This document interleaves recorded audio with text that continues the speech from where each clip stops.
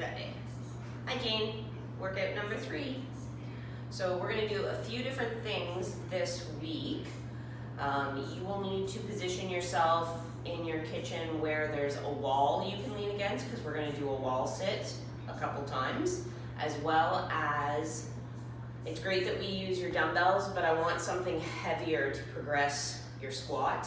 So if you have one of your grandson's backpacks or any kind of bag that you can hold on to, I want to put a couple of cookbooks into it. If you have a scale that we can weigh it, we definitely want it to be easily 20 pounds, okay? So this will really help get some load on those legs, okay? So first thing we're gonna do though, is we're gonna do our high plank. So we've done this before. We're gonna do 30 seconds and I'll count it out. And then we're gonna try alternating tapping the forearm. If you're okay with this, as fatigue builds in the shoulders, we'll progress to tapping a little higher, okay? The trick is to A, not end up with your butt up in the air like this, or to be doing complete torso twisting, okay? Then, we'll give you a little break, but we're gonna go over to a side plank, okay?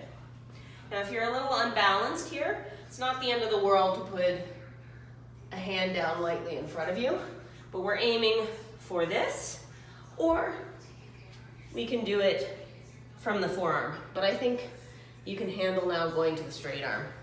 It'll just be a little tougher, okay? And then we're gonna do the other side, same thing. So like so, okay? So this is for your obliques, warm up your legs, shoulder, chest, and back. Really, the plank is a full body move. Then we're gonna progress into a 1-minute wall sit. So, you want head against the wall, shoulders against the wall, butt against the wall. And I'm gonna guide you down to about a 90 degree. You want the weight in your heels. A good test is to wiggle your toes.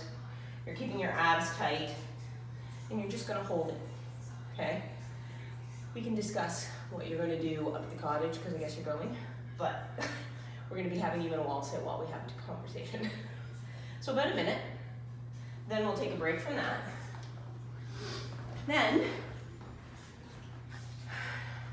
I know your hand can't really hold your 5-pound and 3-pound together, so even if you take a plastic grocery bag, put them both in so you can grab it. It'll be easier for you to hold on to, because I like to do a little heavier side raise, okay?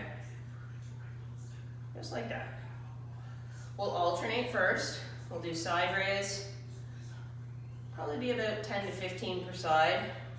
Then we'll alternate to the front, okay? So again, it'll be easier for you if you have that bag, and just, even if it's a plastic sack, if you have some kind of shoe bag or anything that you can just take a quick grip of. That way we'll get a little more load on your arms. Then, we're gonna go right into your push-up from the knees. We've done this before. Again, we're gonna reiterate that you want your butt in line with your shoulders to the top of the head. It should be a straight diagonal line. It should not be this, okay? So you're tucking your pelvis forward, keeping the abs tight. Okay? Just like so. You're gonna roll onto your back with the 10-pounders. And we're gonna start that little superset of push-up into chest press, okay? So, back of the arm is not resting on the floor. You're barely touching the floor with it, and you're pushing your palms up and together, okay? Really focusing on driving the elbows in to meet so you feel your chest better. Like so. Then, we're gonna come out of there and do another wall sit. Come back over here. So, whatever your stance was for the first one, we're gonna alternate. So, if it was wide, we're gonna go tight together. And it's good. We're aiming for another minute. And here there's a little fatigue. Again, you want the weight in your heels. You're not trying to push to your toes over top of your knees, or else you'll feel a little discomfort in your knees. You want to push your hips into the wall, thinking of squeezing your glutes the whole time. Okay? Minute. Then we come out of there. And we're gonna go to your squat. So here, ideally, you have that backpack. The backpack's ideal because you can put it on your back. If it's any other type of bag, we'll hold it to the front of you, okay? We'll position you in front of your chair. You're going to go to your chair, not resting on the chair, pushing back up to standing, okay? And after we do about 20 of these, you're all warmed up. We'll try a few without the chair, okay? Then, we're gonna grab that 10-pound weight, stay in the standing position, just the right arm, okay? Really pushing to that straight arm. I don't wanna see you holding the dumbbell way out, away from the top of your head. Makes it way harder on your bicep than it has to be. You wanna really focus on using your lat and your shoulder, bringing that arm into the side of your head for this one, okay? And then do the other side. Like so. This one we're gonna go close to failure, okay? Then, our finisher this week will be more push-ups from the knees, okay? So,